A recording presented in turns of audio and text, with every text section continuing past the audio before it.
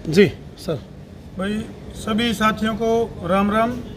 और भाई आज की अगर मैं बात करूं तो देसी पत्रकार कर्मों की आज तारीख थी और हमारा जो एडवोकेट्स का जो पैनल है, जो लीगल पैनल है, वो हमारे साथ मौजूद है। सबसे पहले तो बधाई के पात्र हैं हमारी जो लीगल टीम है, एडवोकेट संदीप राठी जी।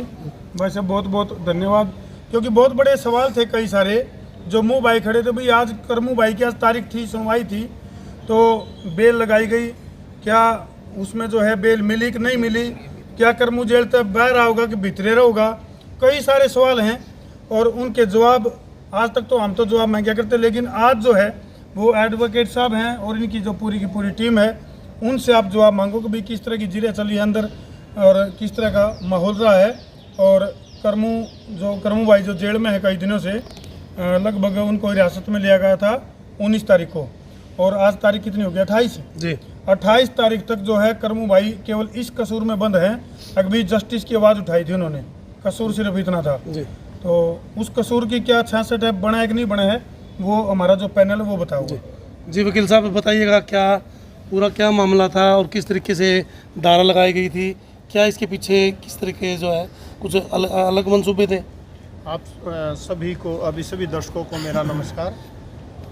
ISN लीगल एसोसिएट जो कि संसार क्रांति के का लीगल का काम देखती है, हम सब उसी के सदस्य हैं।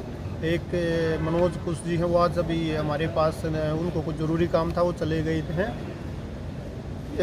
18 तारीख को 178 FIR दर्ज की गई थी जो विभिन्न धाराओं में थी, कुछ IT के एक्ट के भी थे उसमें 19 तारीख को करमू जी को बुलाया गया था और 20 तारीख को इनको अरेस्ट डाली गई इनकी, और 21 तारीख को इनको कोर्ट में पेश किया गया था और पेश करते वक्त उसमें एक 66 FB द्वारा जोड़ी गई थी। आज हमने बेल अप्लाई की थी, आज उस बेल पे आर्गूमेंट थी और आर्गूमेंट के बाद अभी कुछ देर पहले माननीय न्यायालय ने उन्हें जमानत दी गई है 40,000 रुपये के निजी मुचलगल पे। जी, तो पुलिस की तरफ से उस धारा में कुछ अपने रखा गया सर उन्होंने? नहीं, देखो पुलिस ने तो आज भी विरोध किया था और वो एक प्रोसीजर है जी।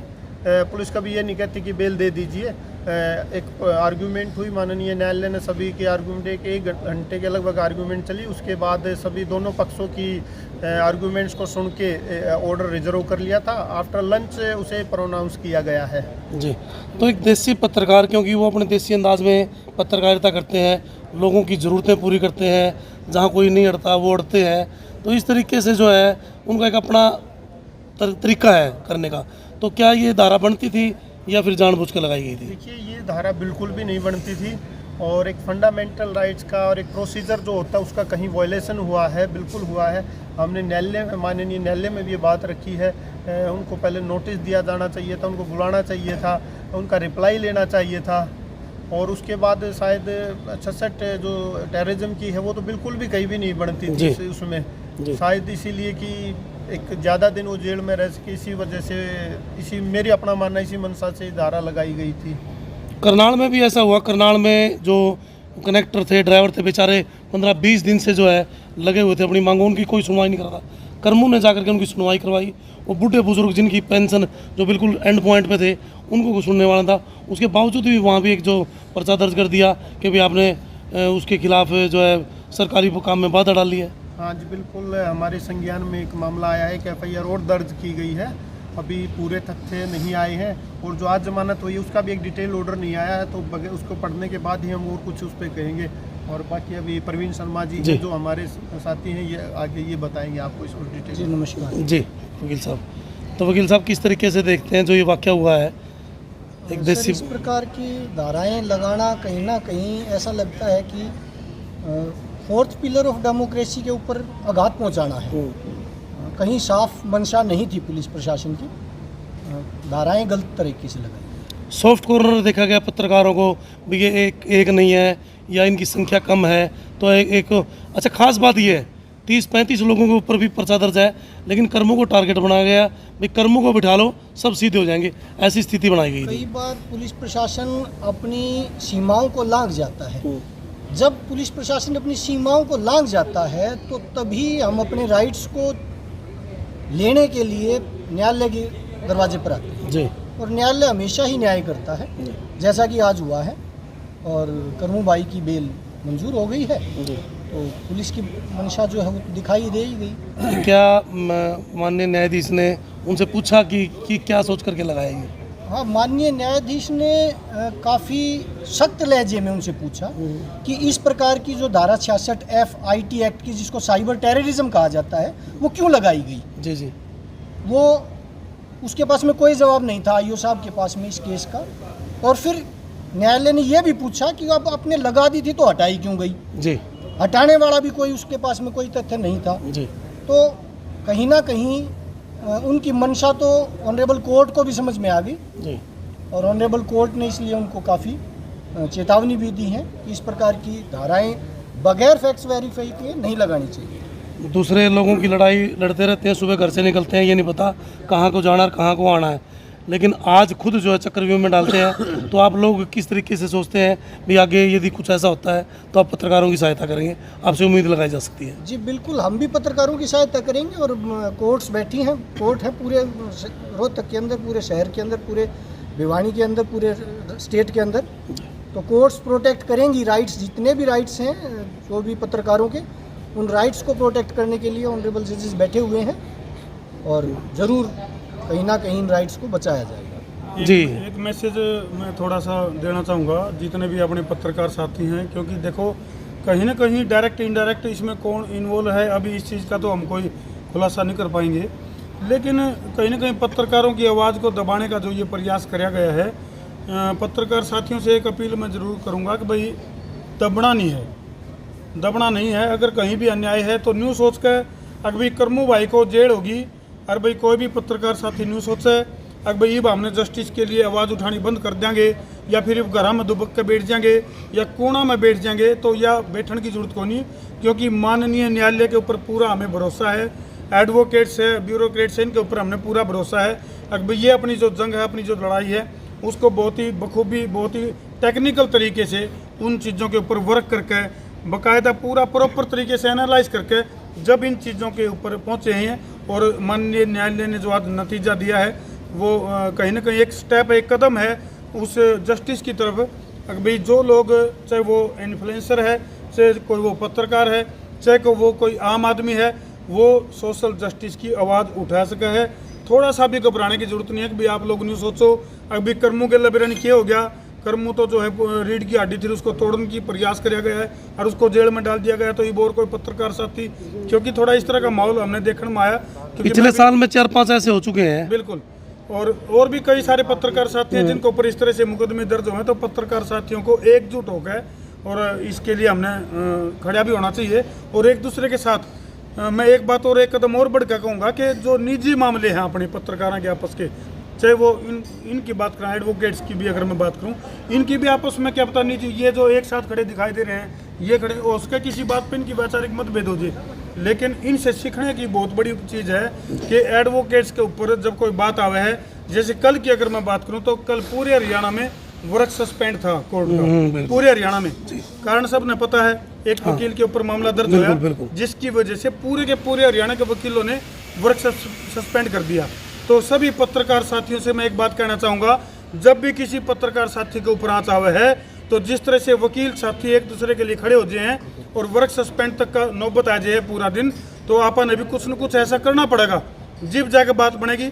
और कहीं ना कहीं चाहे जस्टिस के लिए वकीलों की बात करें, ये भी जस्टिस की लड़ाई लड़ रहे हैं, पत्रकार साथियों की बात करें तो वो भी जस्टिस के लिए संघर्ष करें, पुलिस की अगर मैं बात करूँ तो वो भी कहीं ना कहीं जस्टिस के लिए काम करें।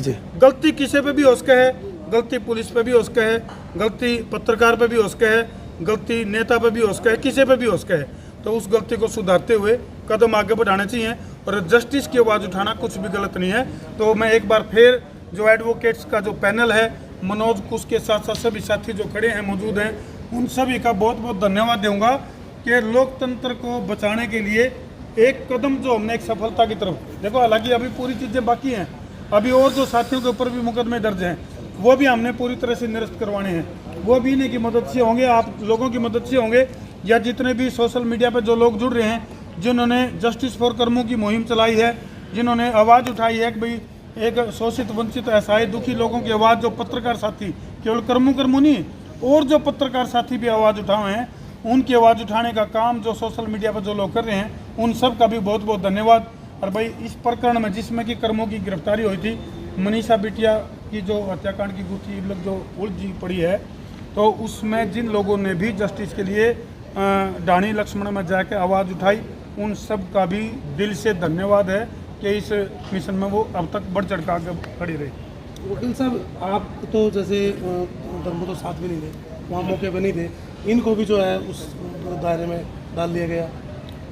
हाँ जी, इसमें धर्मो जी नहीं, कई अन्य पत्रकार भी हैं और मैटर ऑफ इन्वेस्टिगेशन है, और कुछ सोशल वर्कर्स को भी इस FIR में नाम है उन लोगों का। तो क्या सोचते हैं वहाँ सरकार की क्या मंशा है? देखिए जी, सरकार की क्या मंशा तो सरकार जाने। अब अगर जैसे हम इनके साथ हुआ है तो उसकी हमने माननीय न्यायालय के द्वारा एक लड़ाई लड़ी है, तो अगर कोई और किसी के साथ भी अन्याय होता है, गलत होता है, तो अगर हमारे को कोई अप्रोच करता है, आप लोग खड़े हैं? हाँ बिल्कुल, पत्रकारों के साथ हम खड़े हैं। जी, जो कानूनी जो उनका जो कानूनी हक है, जी। जो कानूनी हक दिलवा सकते हैं, उसकी वो कानूनी लड़ाई न्यायालय माननीय न्यायालयों के द्वारा हम जरूर लड़ेंगे। जी सर, जी सर। एक चीज़ मैं सभी पत्रकार साथियों का धन्यवाद करना चाहता हूँ और आगाह भी करना चाहता हूँ भविष्य के लिए कि जब तक कर सोशल मीडिया के आज़ाद पत्रकार बंधु एकजुट नहीं होंगे, आज कर्मों को अरेस्ट किया गया है, अगर आप लोगों के भाईचारे की ताकत अगर संगठित नहीं रहेगी तो आगे आने वाले समय में पता नहीं किस पत्रकार को और अंदर डाल दिया जाए। तो मैं सभी पत्रकार साथियों से अपील करना चाहता हूं कि वो भी अपना एक संगठन बना के मजबूत पैरवी करे, ताकि संगठन पर कोई भी झूठी धारा लगाकर संगठन को, पत्रकार संगठन को परेशान करने की हिमाकत ना करे। और इसमें मैं एक बात और कहना चाहता हूँ, पत्रकार साथियों को भी एक अपनी लाइन का पता होना चाहिए।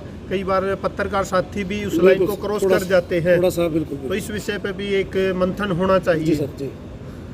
उसमें थोड़ा एक वर्कशॉप लगे तो हाँ, एक वर्कशॉप के द्वारा या अच्छे हैं, जैसे कर्मों का भी अच्छा है, लेकिन कई बार भाई स्थिति को देखते हुए इमोशनल हो जाए, कई बार इमोशनल हो जाते हैं, ये बात क्योंकि देखो, बिटिया जो मामला था, बिल्कुल देखो क्या होता है, पत्रकार कोई मशीन तो है को नहीं, तो पत्रकार के अंदर भी कलेजा है, पत्रकार के अंदर भी दिल है। कई बार वो इमोशन में बैक है और थोड़ा सा एक कदम ज़्यादा हो जाए। वकील साहब की इस बात का हम आगे ध्यान भी रखेंगे, यह बात बिल्कुल ठीक कर रहे हैं। तो इन चीज़ों का ध्यान जो है वो सब ने रखना भी चाहिए। और देखो वही बात है, अगर थोड़ा सा पास्ट में जाऊँ तो भाई बहुत सारे पत्रकार साथी जिन्होंने देश की आज़ादी में भी योगदान करा, तो क्रांति का दूसरा नाम पत्रकार है। तो कई बार थोड़ा जोश ज़्यादा है जी है, और उस बिना न्याय भी को नहीं मिलता, यह समस्या भी है थोड़ी है। समस्या भी आप लोगों ने तो बेरा है, एक छोटी सी FIR दर्ज करवाने खातर भी कई बार सड़कों पर उतरना पड़ जाए। तो बहुत सारी चीज़ें वो आप लोगों के साथ करेंगे, आप डिस्कस मिल बैठ कर। बहुत सारी लोगों की समस्या है, छोटी छोटी समस्या खातर भी बड़े बड़े धरने प्रदर्शन करने पड़ जाए, तो ये भी बहुत बड़ा सवाल है ना। उस जब किसी के मकान बनवा दिए, किसी की हेल्प करवा दी, उस टाइम सरकार का कोई नुमाइंदा ही नहीं रहता, ये बहुत बढ़िया काम कोई करा। मेडल नहीं मिलता, कोई नहीं शाबाशी नहीं मिलती। बिल्कुल ठीक कर रहे हो। चलो, तो कब रिहाई का क्या समय रहेगा सर? वकील साहब बताऊंगा। उम्मीद है जी आज शाम को 6-7 बजे तक वो रिहा हो जाएंगे, और आज 6-7 बजे के बाद वो आपके पत्रकार आपके साथ होंगे। अच्छा, मोहाना गांव के सरपंच हैं जो राजेंद्र जी मौके पहुंच रहे हैं, अपने दिल की बात कहना चाह रहे हैं। मैं पहले तो माननीय न्यायालय का धन्यवाद करूंगा जिन्होंने भाई कर्मों की आवाज़ उठाई, और पूरे हरियाणा के पत्रकार संघ का भी धन्यवाद करूंगा। उन्होंने भी अपनी SP भिवानी से मिलकर अपनी मांग भी रखी और कर्मों भाई के लिए लड़ाई भी लड़ी। जी सर। और सरकार से मैं कहना चाहूँगा, जो सरकार में सांगुर बाबा बैठे हैं नहीं, उन पर चाबुक कसे, ना कि पत्रकारों पे जो बढ़िया आवाज़ उठा रहे हैं, बढ़िया सिस्टम कर रहे, उनकी बजाय जो सांगुर बाबा बैठे हैं नहीं, सरकार उन सांगुर बाबा को संभाले, उन पर अंडर चलाए सरकार। और जो लोग भी CM साहब की नीचे है, वो लोग भी उसको कई केसों में, इस केस में भी वो ही गुमराह कर रही थी, उस लॉबी को भी CM साहब ने बदल देना चाहिए। क्योंकि हरियाणा में सरकार आई है तो नायब सैनी के बल पर आई है, ना कि उसके BJP की सरकार नहीं आई है, नायब सैनी के बल पर आई हूँ। मैं कांग्रेसी हूँ, जो बात है, मैं कांग्रेसी हूँ, आपके कैमरे के माध्यम से कह रहा हूँ। लेकिन उनने जिस तरह लोगों ने विश्वास से देके और सरकार ले आए हैं, उस विश्वास पे सीएम साहब ने खरे उतरना चाहिए, क्योंकि सरकार एक कानून की भी और समाज की भी एक रीढ़ की हड्डी होती है। और मुख्यमंत्री के पास तो गृह मंत्रालय भी है। गृह मंत्रालय उसने खुद आँख खोल के ये देखना चाहिए इसमें कमी कहाँ है, सिस्टम सुधारना चाहिए। और मैं माननीय न्यायालय का और पत्रकार साथियों का दोबारा धन्यवाद। नाम उन्हें के वगैरह जो डटेरा वगैरह तो वह करमू भाई भी भाई आज हमारा भाई बाहर आ गया और बहुत खुशी है। और ऐसे भाई बिरले वगैरह जो आवाज़ उठाया करें। और तारा भी बहुत बहुत धन्यवाद पत्रकार साथियों का। एकता बनाए रखो, नू नहीं कि भाई चार ओडा चार नारी, सब एकता बनाए रखो, एकता में ताकत है।